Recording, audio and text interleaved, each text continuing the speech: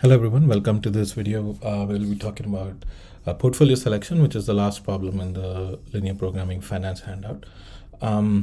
This is sort of like in between the last two problems that we did with the finance stuff. With the one was the one where you're doing retirement investing, the other was just regular portfolio investment. In this case, you have $20 million to invest, and you can take those $20 million and you can make short-term investments. One is a 2-month government bond where you invest some money in a government bond. 2 months later, you get the money plus 2% rate of interest. 3-month construction loans where you invest money. 3 months later, you get the money back plus 6% interest on the money that you invested. Now, the difference between this and the previous problem where we were investing in bonds and the bonds had multiple years of maturity, both financial instruments that we're considering here have very short-term maturity periods, right? That's one thing. And the second is that here you explicitly did not want any of your money tied up at the end of your planning period. But in this problem, you have four months is your planning period. So you have 4 months. So you're starting with $20 million. You can invest over the next 4 months, but you can have money tied up either in government bonds or in construction loans even after the 4-month period is done. Because even though you're not going to earn the interest till much later, the interest is still earned on investments that you make over the 4 months. So you have 4 months to make any investments you have, but at the beginning of the 5th month, you just want $10 million of cash available, but the remaining money can still be tied up with government bonds and construction loans, and that's okay, right? So that's another big difference. Now, there is one other constraint which says that at no point you want to have more than 8 million either in government bonds or construction loans. We'll talk about that in a second, but that's the problem that we're considering. So here are the decision variables. So there are 4 decision variables for government bonds saying this is how much money. So the other important difference between what we're doing this time and with the previous problem that we did is that here we are looking at the number of bonds that you buy, where the decision variable was based upon the number of bonds. But here, the decision variable will be the amount of money that you invest, because we don't care about the number of bonds. I mean, at the end of the day, it will be a certain number of bonds, but still that can be a fractional amount, and we're okay with that. It won't turn out to be fractional, but even if it is a fractional amount, that's okay. But we'll be defining the decision variables as the amount of money invested in government bonds at the beginning of month 1. Month 2, month 3, and month 4 for G1, G2, G3, G4. C1, C2, C3, C4 will be the amount of money invested in construction loans at the beginning of each month. And L1, L2, L3, L4 will be the amount of money set aside in the local savings account during month I. All right. And so the objective will be the amount of interest that you earn on all of these investments. So 2% on all the government bonds, 6% on all the construction loans, and 3/4 of 1% or 0.75% on all the locally invested money. So that is your objective. All right. Now let's write the constraints. So we need to have money balance constraints for the 5 months, for month 1, month 2, month 3, month 4, and at the beginning of 5th month. And we also need an extra constraint, which is the $8 million constraint that we have. So first things first. So at the beginning of month 1, you have $20 million. So you're going to take some money and do something with it, right? So $20 million. So $20 million is how much you have.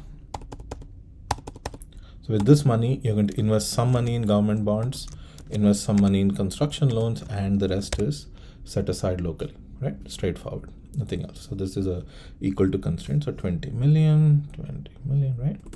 The next constraint will be, actually, let me just flip this. This is usually how we do it, right? With the number on the right hand side. Okay.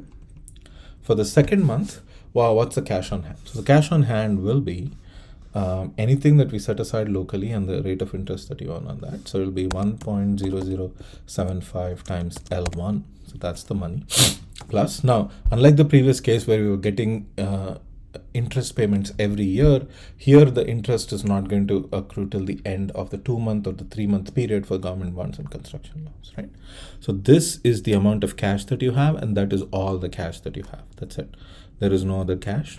And you're taking this cash, putting some money in government bonds, putting some money in construction loans, and the rest is being invested locally, right? So that's So that's what's happening with the cash balance. So you take 20 million, put some in government bonds, construction loans, and set aside locally for the first month. The second month, you take the interest that you earn on that. So that's the total cash you have. Again, you put some money in government bonds, some money in construction loans, and some money locally. And again, for the third month, so this is where things start changing. So again, you have money that you get from the local savings account, but you also have government bonds that you invested in the first month. They mature, you earn 2% of interest on them, and then you get the government bonds back. So this is all the cash that you have, and you're going to take that, put some money in government bonds, put some money in construction loans, and put the rest aside locally. All right.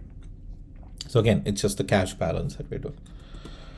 For month 4 again, so any money that you put aside, so I'm sorry, this should be L2. I'm so sorry. L2. So L2 comes back as 1.075. So it'll be 1.0075 L3. So any money that you put locally, you get interest on that. So government bonds from the second month will have matured now, and construction loans from the first month will have matured now, right? 6 times C1, right? So this is the beginning of month 4, and this is all the cash you have. Again, you take some, put some in government bonds, put some in construction loans, and put the rest of the money aside. And finally, at the beginning of month 5, the amount of cash you have is the rate of the local money that you have, plus any government bonds from the third month will have matured by now. Any construction loans from the second month would have matured by now, right? And this has to be at least, this has to be at least $10 million, right? And the remaining money can still be tied up in government bonds, construction loans, and whatnot, right? So these are the cash balance constraint. This is the minimum amount of money that we need to have available at the beginning of 5th month. But apart from that, there is also the constraint that at any given point, you do not want either more than $8 million either in government bonds or in construction loans. So in the first month, you have G1 invested in government bonds. That cannot be more than 8 million. In the second month, the amount of money invested in government bonds is G1 plus G2. This is the total amount of money that's tied up with government bonds, and this cannot be more than 8 million. Then G2 plus G3. This is the third month. And then finally G3 plus G4. This is the 4th month. So all constraints are for those 4 months only. 8, 1, 2, 3. 1, 2, 3, right? So that's what you have. Let me do this then. I'm gonna make this smaller, just like that, and insert another text box right here.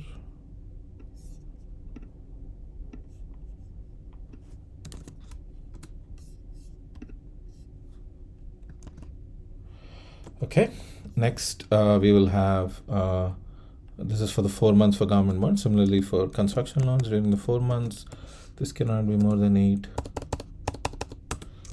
The second month it's C1 plus C2, cannot be more than. The third month will be C1 plus C2 plus C3, cannot be more than.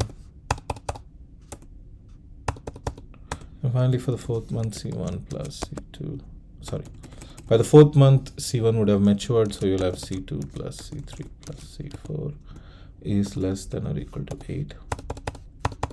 All right, a few things. Why is it, so G1 less than 8 million. So in the first month, that's how much money you have invested in government bonds. In the second month, the amount of money invested in government bonds will be G1 plus G2 because G1 has not matured yet.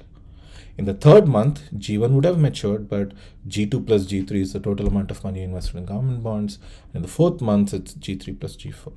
The construction loans take 3 months to mature. So the first month, it's C1. In the second month, it's C1 plus C2. In the third month, will be C1 plus C2 plus C3. In the 4th month, that's when C1 would have matured. You get C2 plus C3 plus C4. So in each of these months, this is the maximum amount of money you can have invested either in government bonds or construction loans, right? And those are all the constraints that we need. Let me quickly look it up.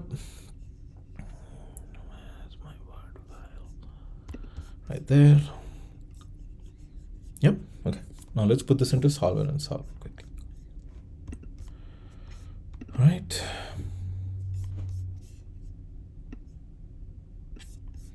So we have, okay, we have G1.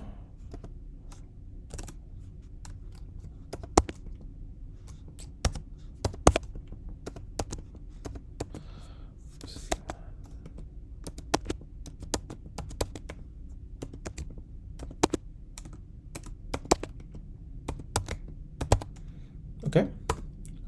And then of course we have left hand side and right hand side. The usual stuff that I like to have. Maybe slightly smaller. Okay. These are all my decision variables. I'm going to make that. All right. Okay.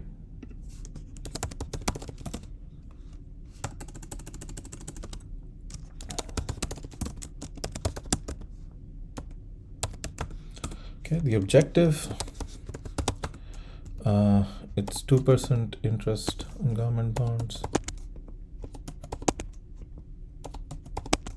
6% interest on construction loans, and 0.75% interest in local. All right. Now for the cash balance constraints, in the first month it is government bonds, construction loans. This should be equal to, actually, do that, 20 million. Okay, that's not true. There you go. All right. This is month 1.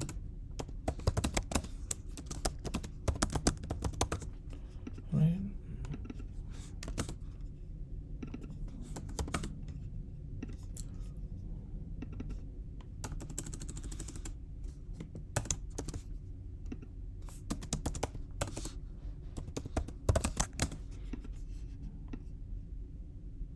Right. For month 2. Okay, so for month 2, I'm going to rejigger this. So I'm going to move this variable to the right hand side and make that equal to 0, right? So it'll be G2 plus C2 plus L2 minus 1.0075. L1 is equal to 0. And then for month 3, it'll be G3 plus C3 plus L3 minus 1.0075 L2 and minus 1.02 G1, right? So these government bonds would have matured by now, and the loans. Similarly, for month 4, be G4 plus C4 plus L4, right? Let me make sure I'm getting it right. Yep, G4 plus C4 plus L4 will be equal to all of this. So going back, right? So anything that you put aside, so 1.0075 L3 will be minus 1.02 G2 and 1.06 C1. All of this is equal to 0. Right? Oh, right. And for month 5, it'll be any money that we got from L4. So it'll be 0.0075 L4, 1.02 G3, 1.06 C2. This is all the cash that you have on hand, and this has to be at least 10 million. Right. Now we write the maximum 8 million in government bonds So this is 4 constraints.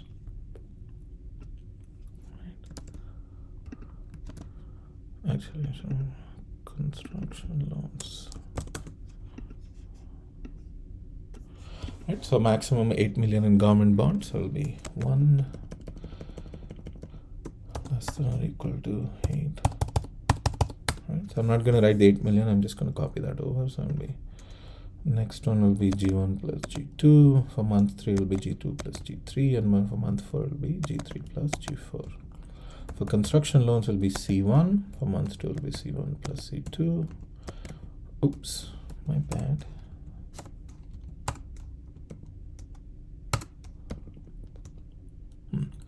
C1, then C1 plus C2, then C1 plus C2 plus C3, and for month 4 will be C2 plus C3 plus C4.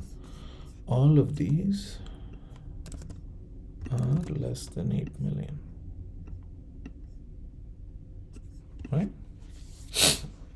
And there you go. So those are all the constraints. So some equal to, some greater than, some less than or equal to. So let's say some product.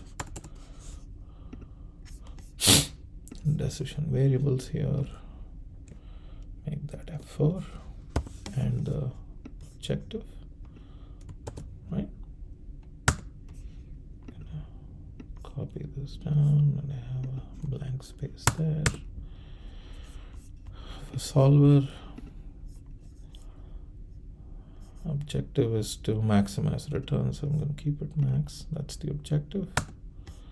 Changing variables, these are all my changing variables. Constraints, I have to say first the equal to constraints. I'm gonna choose these 4, and they have to be equal to these 4. I am going through quickly, but you can slow it down if you want to watch the video. 1 greater than or equal to constraint, and all of these less than or equal to constraints, right? In fact, you can just type in 8 million here. They're all less than 8 million, but that's fine. That's it. You click on solve. Solver found me a solution, right? And this is how we invest. So the maximum rate of return. So let me make these into dollar values. Okay. And this is how you invest. So you put 8 million in government bonds in the first month, nothing in government bonds in the second month, about 5 million in the third month, for 2 something million in the fourth month, and some 8 million in construction loans, blah, blah, blah, blah. This is how much you end up earning as interest. You'll earn 1.429 million in interest. And you'll notice that most of these constraints you are hitting up against the maximum, except for the third month of government bonds. And the reason for that is, well, I mean, you can only have so much invested at a time, right? There you go. Oh no, these are all small numbers, so let me just make them numbers. There you go. Right? And that's the solution. So this is how you should invest in government bonds and construction loans over the 4 months. This is how much money you should have set aside, so that you'll notice that you have exactly 10 million in cash available. The remaining money, whatever money we have, is tied up with either government bonds or construction loans, and that's okay. We will get the interest later, but still we'll get the money, right? Okay, so the video is already pretty long, so I'm going to stop it here. And this is the video for today. So take care, right? Bye-bye.